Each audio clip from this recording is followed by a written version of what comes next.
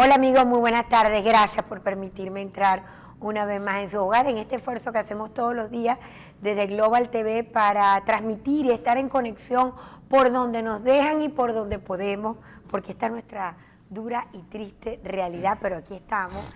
Y yo muy orgullosa, Iraida Villamil con todo su equipo de producción, un día más, y muy complacida porque tengo un invitado que ha venido desde Caracas con otros líderes nacionales importantes como Claudio Fermín y Fernández, Eduardo Fernández, a estar en un foro muy comentado y muy importante por toda esta proyección que se está teniendo del ámbito universitario y con todos los jóvenes que al fin y al cabo son el futuro y el semillero de esa transformación de una Venezuela que no se detiene. Yo estoy segura que eso va a venir. Tarde o temprano vamos a reconstruir este país que merece mejores y prometedores, digamos, futuros y escenarios, y donde todos nos estamos jugando el porvenir de la patria. Esa es la verdad. Esta revolución está caduca, el sistema de gobierno fracasó, su línea política lo que nos ha traído es hambre, progreso y destrucción, y esa es la realidad de la lucha que tenemos que enfrentar, y no solamente del tema y el ámbito político, sino el ámbito intelectual.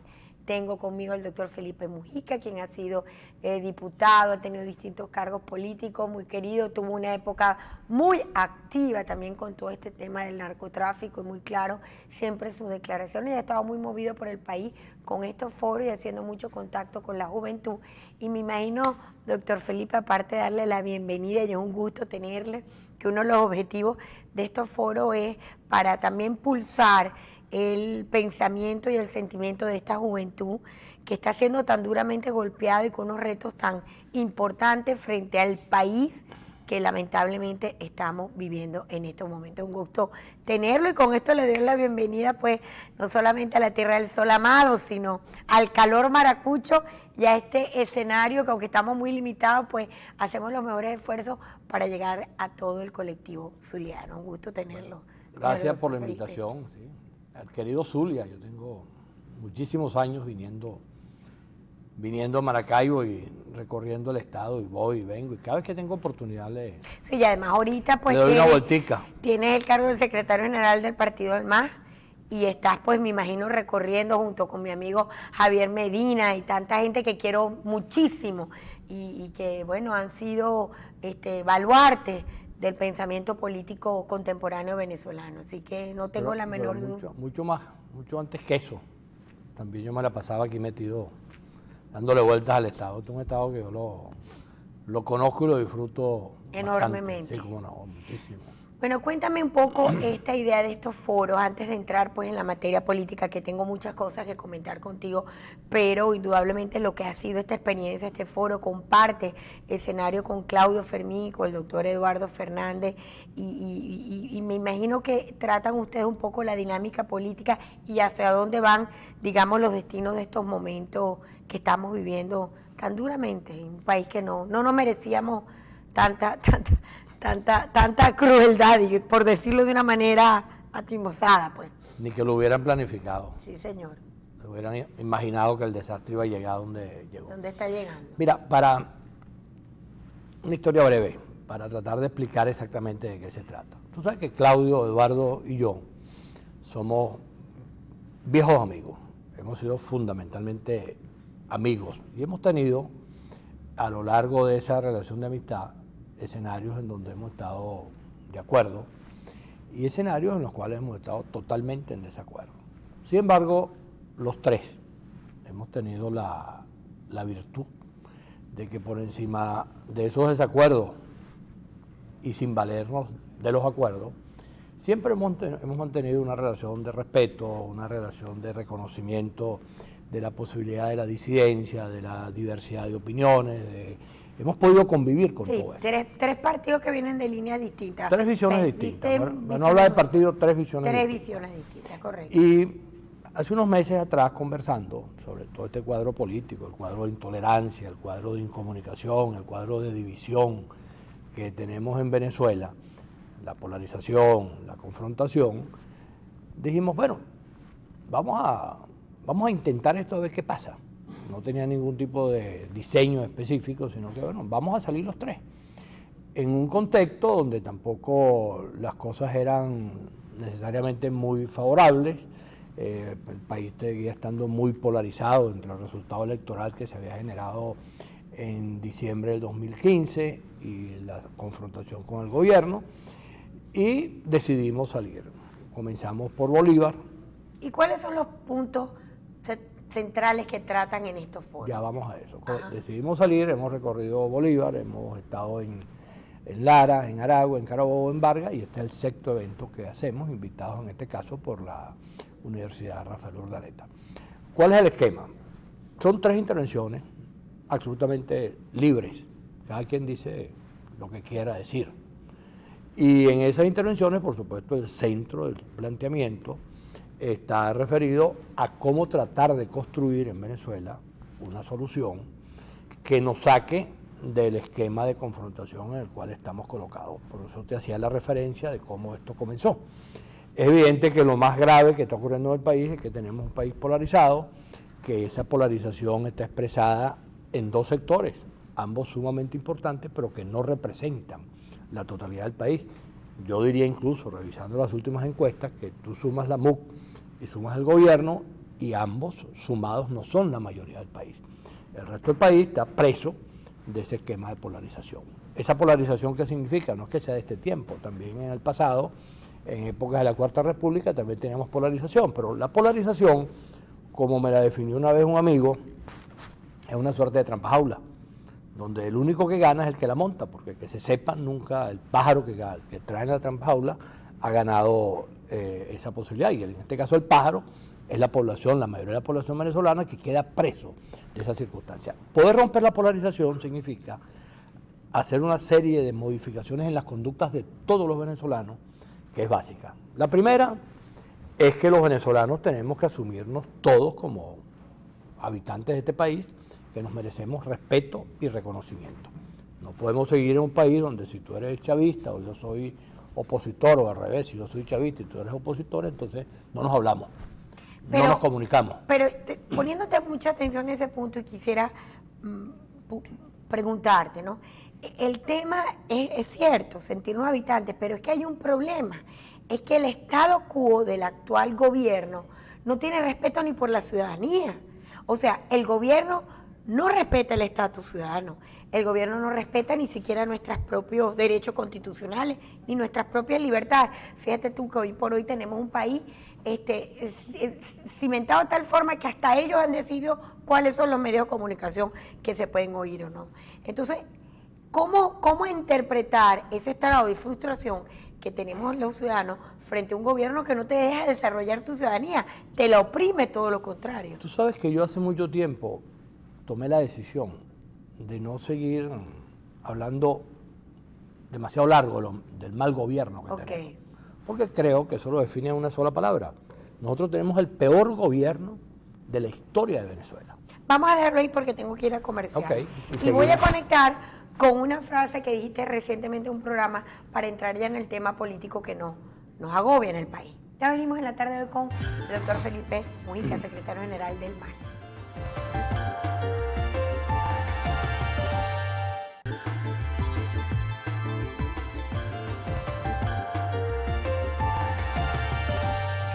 Bueno, amigos, aquí sigo yo en la tarde de hoy agradecida y encantada de tener conmigo pues al doctor Felipe Mujica, ex diputado, un hombre muy conocido, dirigente importante del MAS, actual secretario general.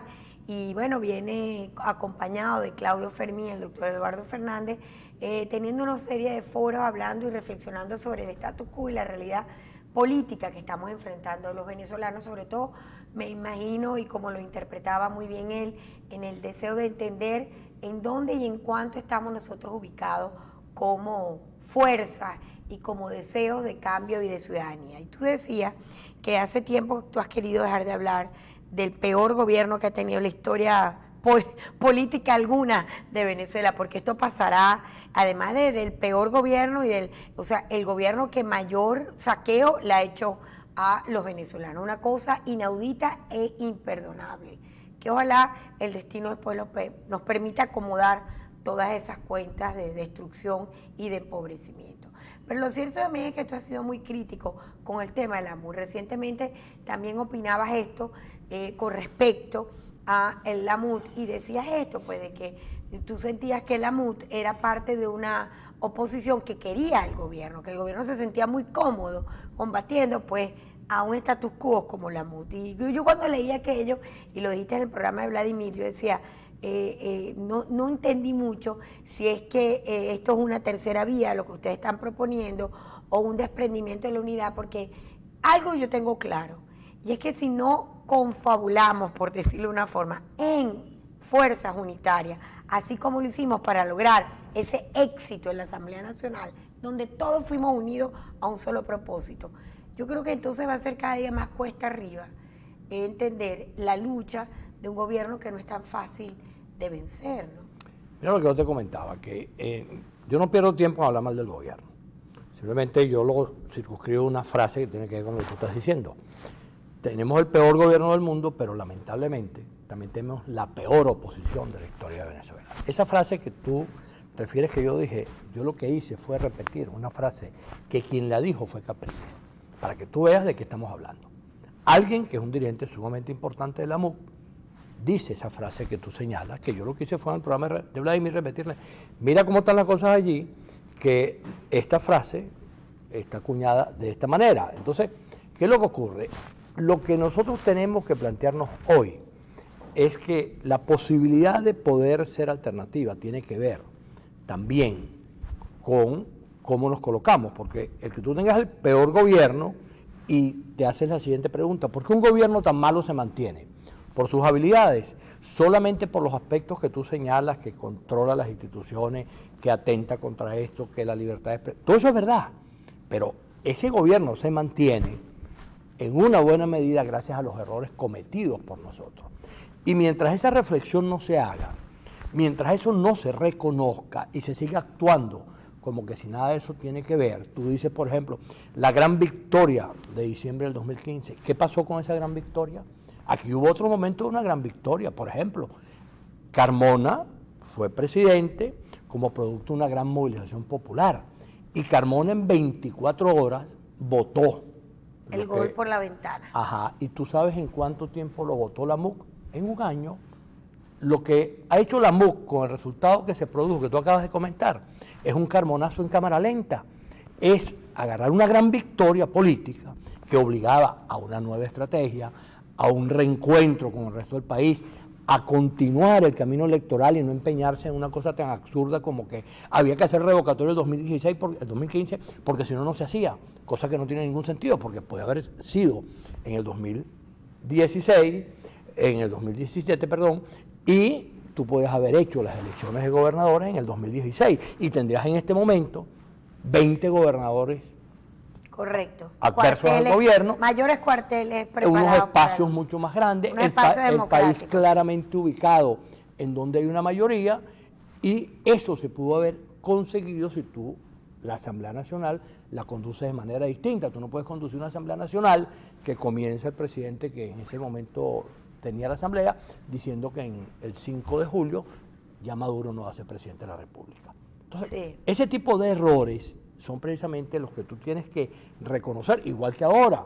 Julio Borges se encarga, lo eligen presidente, y la primera decisión que toma es decir que Maduro está fuera del cargo por abandono, y ese mismo día dicen ellos mismos que ellos saben que están tomando una decisión que no tiene ningún efecto. Ahora, ¿para qué tú le haces eso al país? ¿Para qué tú llevas al país a una circunstancia de esa naturaleza? O, por ejemplo, lo que ocurrió el sábado. El sábado, para que tú veas el país como está de destrozado desde el punto de vista de lo que está haciendo. El sábado llega y convoca un sector de la MUC, una movilización para pedir la libertad de Leopoldo López. Y por otro lado el gobierno convoca una movilización no para pedir la libertad, sino para pedir que además de la condena le metan más años todavía de condena a Leopoldo López. ¿Cuál es el resultado de las dos?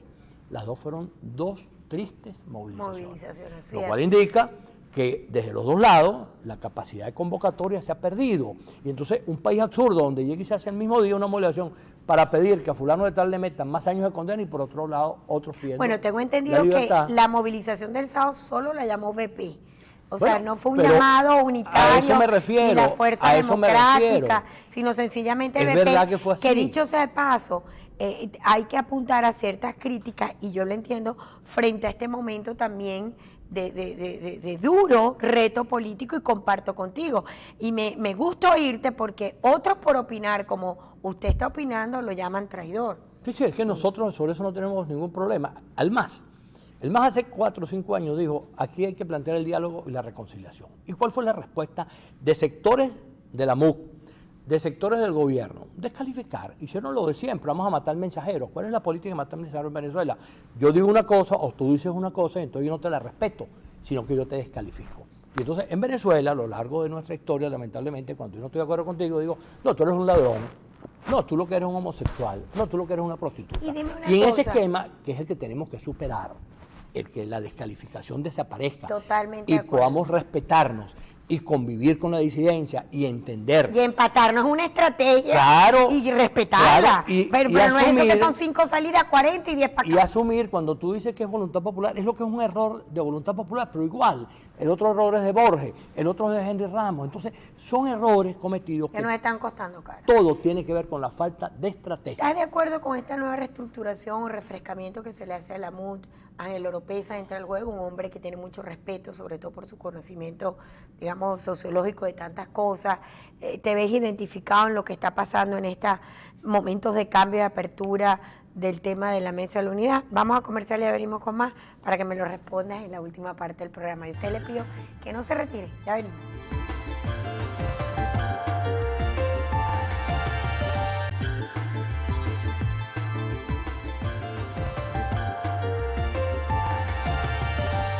Bueno, amigos, yo encantada de verdad de tener aquí en la tarde de hoy a Felipe Mujica, con quien he disfrutado pues oír sus planteamientos, y comparto plenamente muchas de sus apreciaciones, porque es una realidad que no podemos ocultar.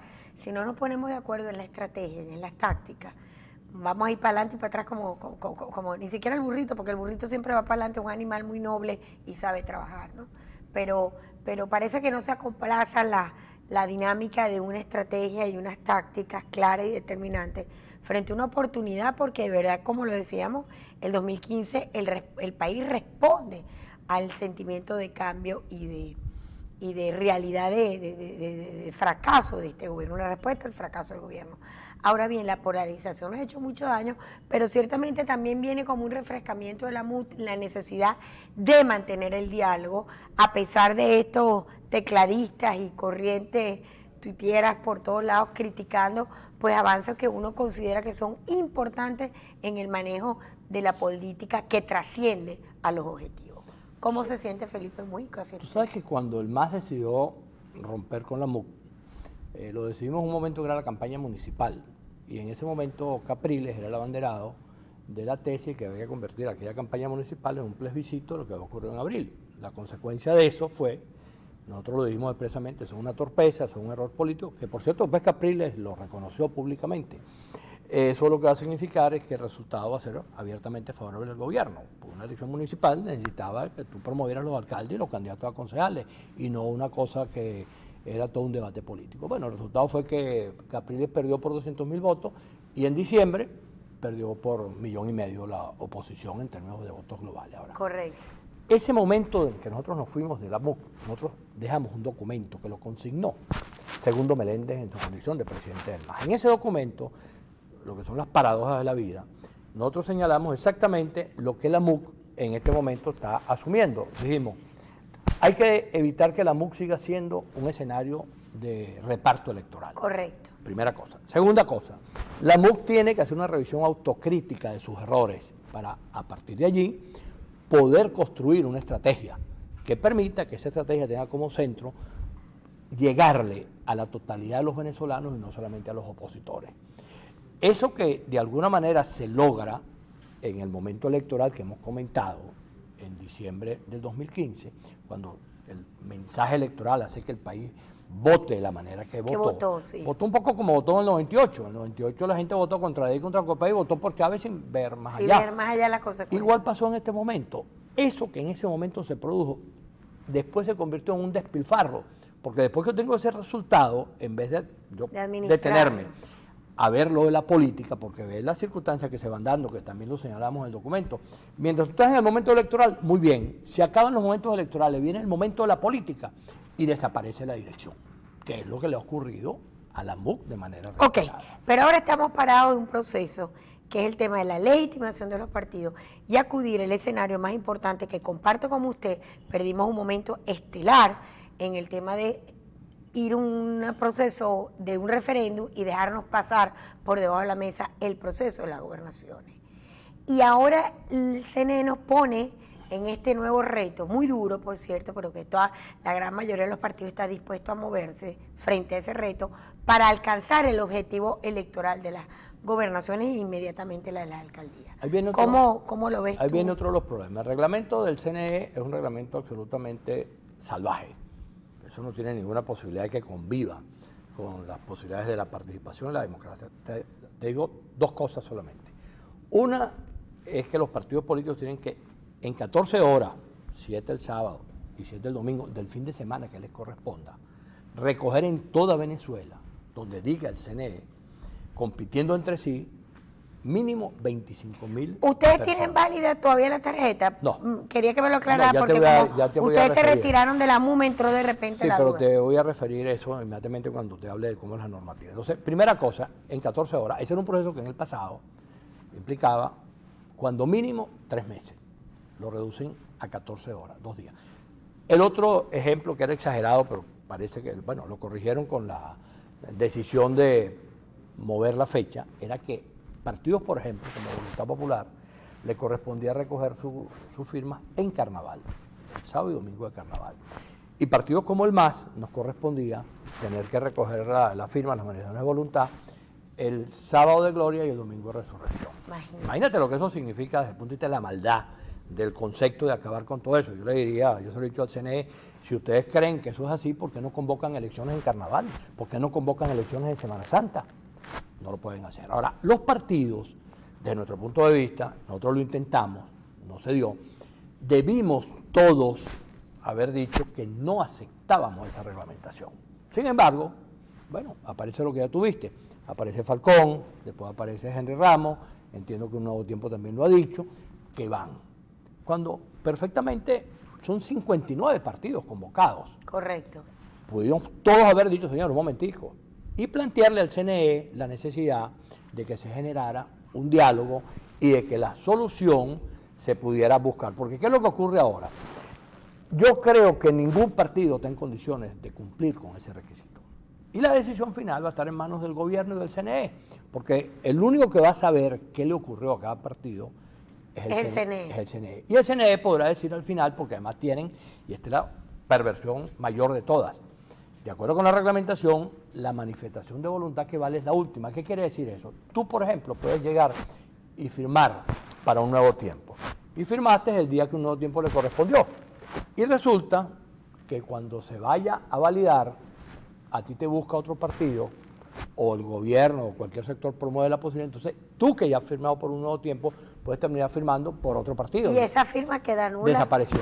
Y entonces tú que creíste que cuando lo hiciste estabas listo, perfectamente te puede decir el CNE, señor, a usted le faltan 2.000 firmas. Sí, señor. Pero si yo las cumplí todas, no, te faltan 2.000 porque estos que firmaron por ti en aquel momento, ahora firmaron por fulano. Ok, dentro de este marco de la tragedia y como la televisión, pues lamentablemente es una dictadura que uno tiene que aceptar en el tiempo, sí me gustaría de usted, para que no se vaya solamente con una visual tan difícil y tan dura del momento que nos toca enfrentar, ¿cuál sería entonces la estrategia, la táctica a enfrentar desde la realidad de un gobierno que sencillamente no quiere bajarse del poder bajo ningún ángulo y que nosotros lo que tenemos son nuestra Constitución, el arma del voto, de la ciudadanía, de la participación y el tema de una protesta que, por cierto, está muy afectada en el país?